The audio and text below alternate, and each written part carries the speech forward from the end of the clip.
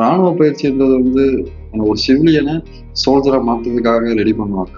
சேச்சிங் பிரேசியர்ன்றது வந்து ஒரு சோல்ஜரை ஒரு பெர்ஃபெக்டா ஒரு அதை காட்டியும் ஒரு ஆக்டிவான பர்சனா, ஹெல்த் பர்சனா, ஒரு மென்டலி செட் பண்ணி ஒரு சோல்ஜரை இன்னும் எவ்வளோ ட்ரெயின் பண்ண முடியுமோ அவ்வளோ ட்ரெயின் பண்ணுறக்கூடியது சேச்சிங் பிரேசியர் ட்ரைனிங். 4 இருக்கும். அப்போ ஒரு டெரரிஸ்ட்டை நானும் என் பட்டியிலேருந்து நியூட்ரலைஸ் பண்ணோம். லாஸ்ட் வர இருந்தாங்க 5 பேர்த்தையும் நாங்கள் நியூட்ரலைஸ் பண்ண வரேன். வேற என்ன சார், அதுக்கு தான் போயிருக்கோம். அந்த மைண்ட் செட் தான் இருந்துச்சு. அவங்க தப்பிக்க விடக்கூடாதுன்றது மட்டும் தான் மைண்ட்ல ஓடிக்கிருந்துச்சு. 2 நாள் வரைக்கும் என்கிட்ட சொல்லல. சும்மா கீழே விழுந்துட்டாங்கன்னு சொல்லிட்டு இருந்தாங்க. உயிருக்கு குழப்பமா பிழைக்க மாட்டோமான்ற நிலைமை இருந்தாலும் அவங்க விட்டுறக்கூடாதுன்ற எண்ணம் தான் இல்ல ஃபர்ஸ்ட் அடிபட்டது தெரியாது, 2 days அப்புறம் தான் தெரியும். யாருக்கும் கிடைக்காத ஒரு கீர்த்தி சக்கரம் ஒன்று மேக்சிமம் இடத்துக்கு தான் கொடுக்கக்கூடிய ஒரு நாங்களே எதிர்பார்க்கல. குழந்தைய தூக்குவார், சிஎம் சீட்டில் உட்கார வைப்பார், அவர் உட்காருவாருன்னு நாங்கள் எதிர்பார்க்கலாம். எங்கள் ஊர் பார்க்குறவங்களாம் கேட்குறாங்க, பாப்பா சிஎம் சீட்டில் உட்காந்து சிஎம் சீட்டில் உட்காருன்னு. அதே எங்களுக்கு ஒரு பெருமையாக தான் இருக்குது. சார் வணக்கம். வணக்கம் சார்.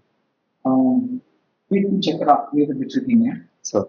டிசம்பர் 19ஆம் தேதி 2024 நடந்த சம்பவம் பற்றி சுருக்கமாக ஒரு விலை சொல்லுங்க.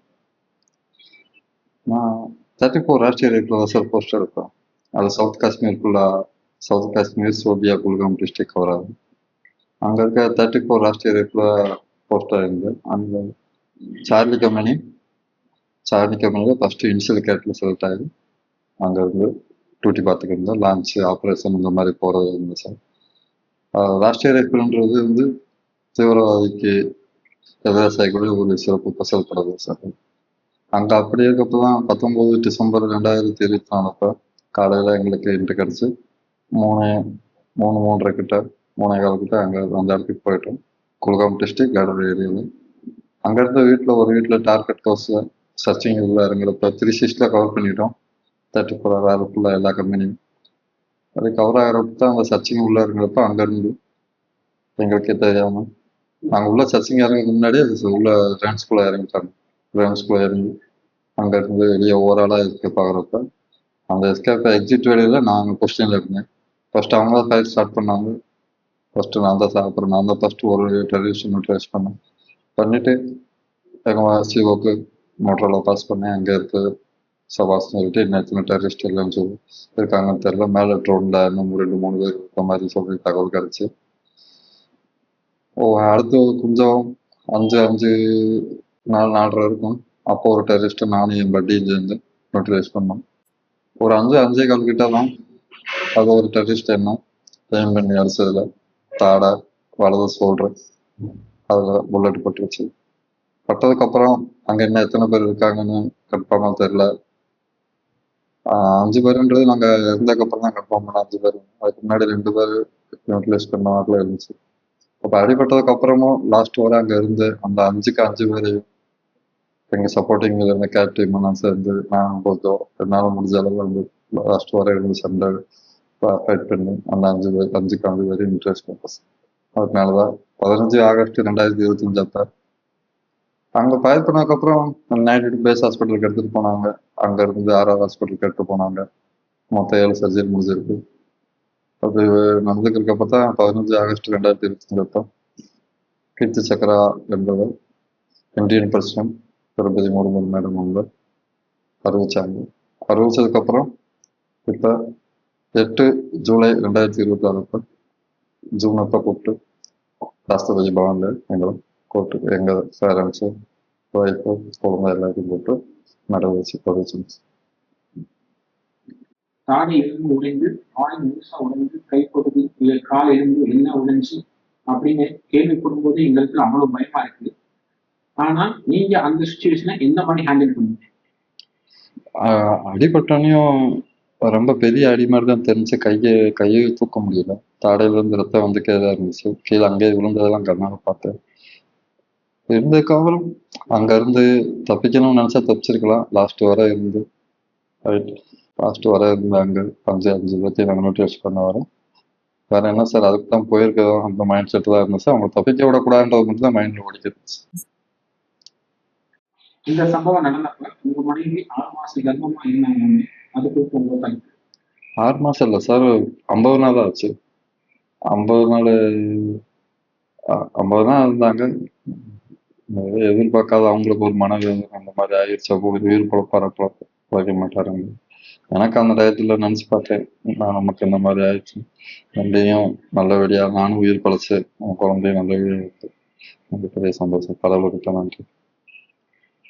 இப்படி ஒரு அடிபட்டு நீங்க சரிஞ்சப்போ உங்க மனசுல என்ன மாதிரியான எண்ணங்கள் ஓடுச்சு? அடிபட்டதுக்கு அப்புறமும் கொஞ்சம் அவங்கள விட்டுறக்கூடாதுன்ற ஒரு எண்ணம் தான் சார் அதிகமா போயிட்டே இருந்துச்சு. விட்டோம்னா என்ன, எப்படி எத்தனை பேர்த்த உள்ள வந்து எவ்வளவு இது பண்ணுவாங்கன்னு தெரியல. ரொம்ப அவங்க கமாண்டர் சி பிரிவு கமாண்டர் டெரரிஸ்ட் போறா, அதனால அவங்க விட்டுறக்கூடாதுன்ற ஒரு எண்ணமும் ஓடிச்சு. இப்போ நினப்பு வீட்டு நினப்பு அதிகமா இருந்தாலும் உயிர் குழப்பமா பிழைக்க மாட்டோமான்ற நிலைமை இருந்தாலும் அவங்களை விட்டுறக்கூடாதுன்ற ஒரு எண்ணம் தான் அதிகம். குடியரசுத் தலைவர் கையில கீர்த்தி சக்ரா விருது பெற்றது, அந்த தருணம் உங்களுக்கு எப்படி இருந்துச்சு?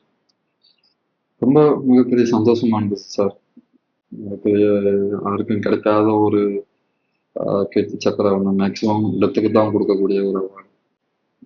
சந்தோஷமா இருந்துச்சுங்க. எங்க அப்பா அம்மா, எங்க ஊர் பொதுமக்கள், எங்க ரெஜிமெண்ட், எங்க parent unit, 80 medium regiment, 34 R எல்லாருக்கும், எங்க தேனி மாவட்டத்துல நம்ம ஒரு கீர்த்தி சக்கரை வந்து தமிழ்நாட்டுல ஒரு 6 உயிரோட இருந்து வாங்க மிகப்பெரிய சந்தோஷம். தமிழ்நாட்டுக்கு ஊர் மக்களுக்கு எல்லாத்துக்குமே மிகப்பெரிய சந்தோஷம்.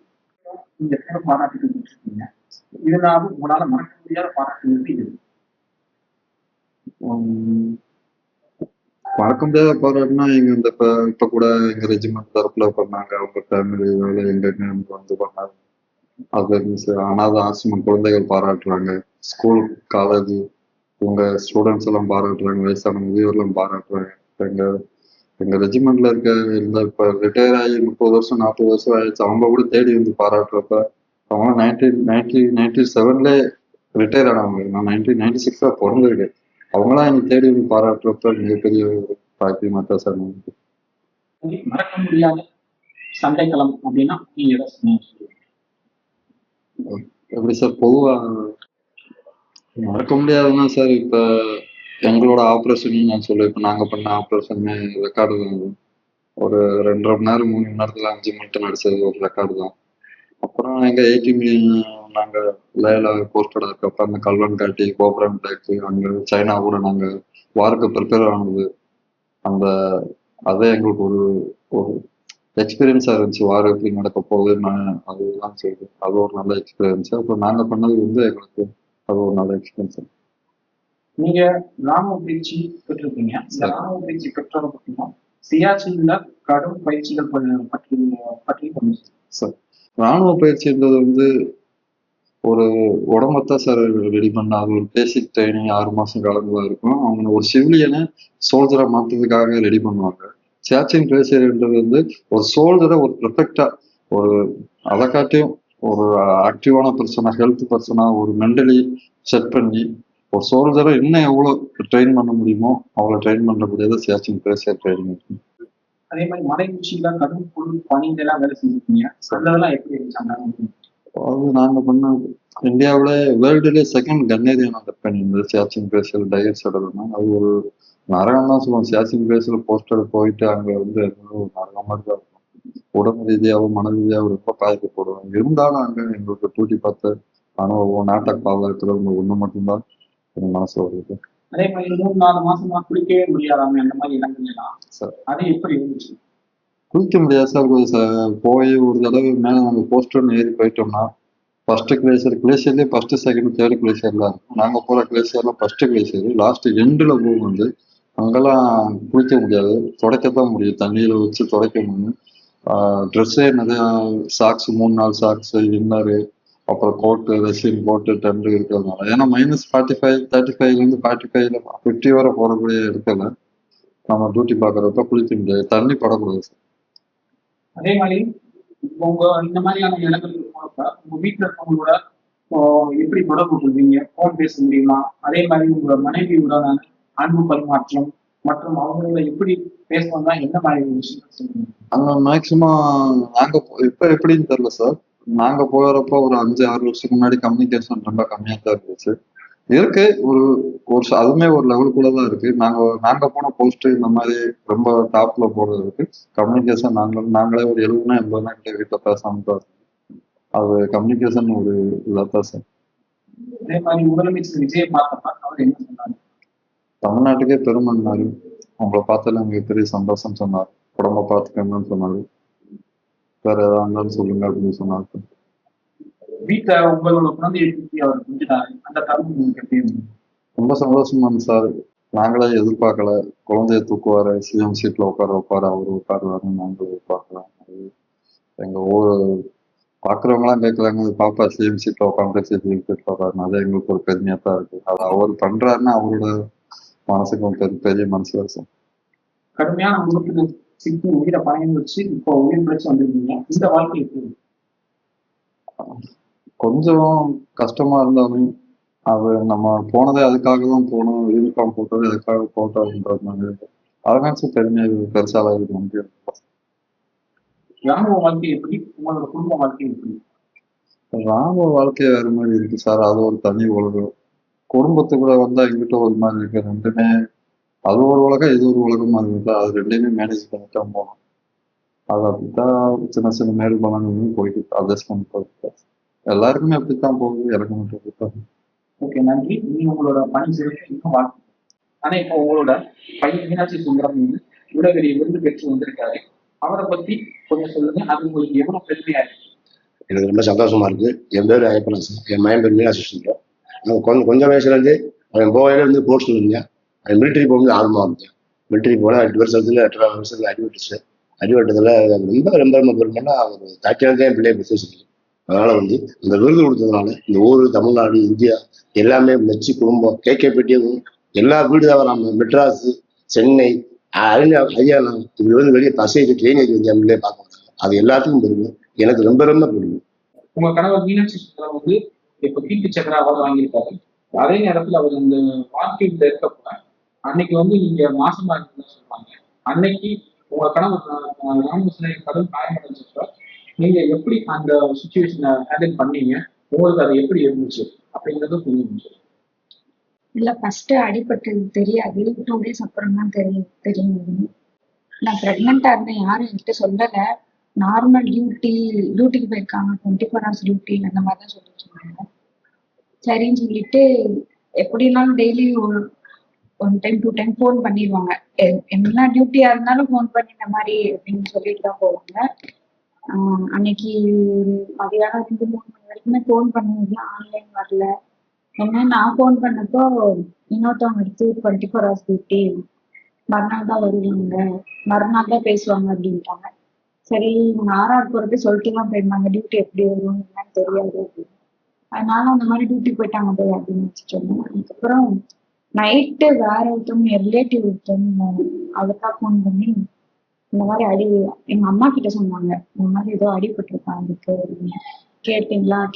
தெரிஞ்சுச்சா இல்லைன்னு. அதுக்கப்புறம் தான் எங்களுக்கே தெரியும். 2 நாள் வரைக்கும் என்கிட்ட சொல்லல. சும்மா கீழே விழுந்துட்டாங்கன்னு சொல்லிட்டு இருந்தாங்க. அதுக்கப்புறம் நான் ரொம்ப போஸ்ட் பண்ணி கேட்டோம். யாரும் பண்றதுன்னு சொல்லிட்டு இந்த சுச்சுவேஷன் உங்களுக்கு எப்படி இருக்கு கேள்விப்பட்டப்ப மைண்ட் ஒரு மாதிரி இல்ல. என்ன பண்றது என்னன்னு தெரியல.